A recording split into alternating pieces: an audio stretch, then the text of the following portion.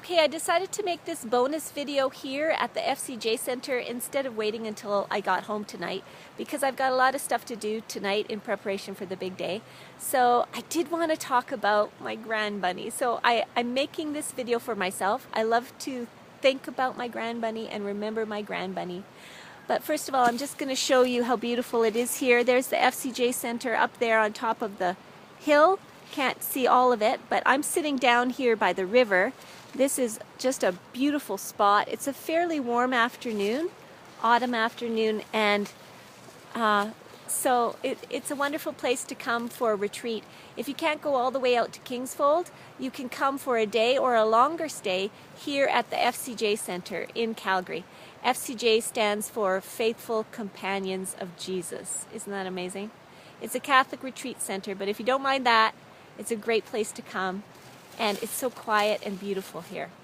Anyway, my grand bunny. So at this point in time, my kids are grown. My son is engaged to be married next September, and my daughter is in her second year of university at Ambrose, taking biology. She hopes to eventually become a vet. So I do not have grandchildren, but I did have a grand bunny. And those of you who know me, have known me in recent years, know that this grand bunny is a big deal. I don't have my grand bunny anymore. He's fine. He just doesn't live with me. So I'll tell you the story. When my daughter was in grade 11, she wanted a rabbit. Of course, she loves animals, and I had never considered getting a rabbit. But you know how it is, parents, when you're thinking, what can I come up with for Christmas that my kid is going to like? And so I decided to get a rabbit. So I bought a baby rabbit off Kijiji, and my daughter loved it. I loved it. We had so much fun as that little baby bunny was growing up, watching its antics, and oh, it was fun. But what happened was my daughter was a high school student, and like most high school students, she didn't have a lot of time. She was very busy. And what I didn't know before I bought a rabbit was that bunnies require a lot of care. And my daughter really didn't have the time to devote to the bunny's care, so I became the primary caregiver. It wasn't long before I fell in love with this silly little creature. I think mostly because I saw the empty nest looming on the horizon. My daughter was gearing up to graduate and leave me forever. And so I kind of attached emotionally to this little rabbit. And it was just so nurturing for me to have something small and cuddly to take care of. And so every morning and every evening I had a routine that I did with this bunny because you have to make sure it gets enough exercise. I remember in the summer creating this pen in the backyard. Before I actually had a legitimate pen, I created one.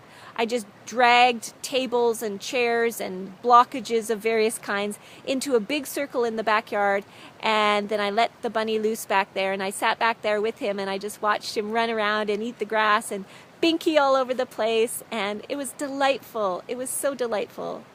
I felt like God must feel when He watches us do what we were designed to do, and He just enjoys us so much. I felt that way. And the bunny, my little grand bunny, was such a kiss from heaven for me. The Lord knew I needed him. And so I think for a couple of years, that bunny ministered to my heart. And then what happened was the bunny got really sick. He'd been sick a couple of other times, but this time he really got unwell, which devastated me. I was a wreck. And I took the bunny to the vet, and the bunny gave me some special food to force feed the bunny because the problem was with his digestion, which is almost always the problem with bunnies. And I needed to keep his digestive system working, so I needed to force feed him every 4 hours. Have you ever tried to force feed a bunny? It is the hardest thing imaginable.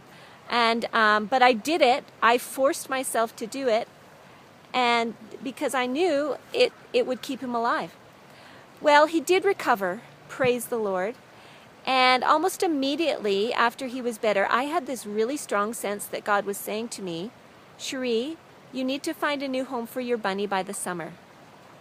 I don't know why by the summer, but I I felt this impression so strongly that God was saying this to me. And one of the reasons I knew it was God was because I was immediately okay with it, which did not make any sense at all, because I was so attached to this rabbit.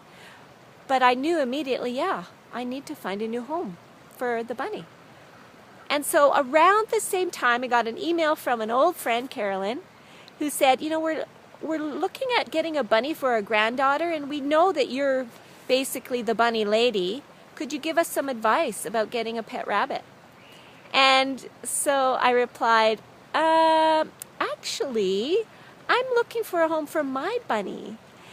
And then, long story short, she ended up adopting Niblet, and he went home to live with her and her family, and I know he's tremendously happy there. I couldn't have found a better home for him if I had looked for years. Honestly, God dropped this home in my lap, and I'm just so grateful to Carolyn and her family that they're taking care of my grand bunny.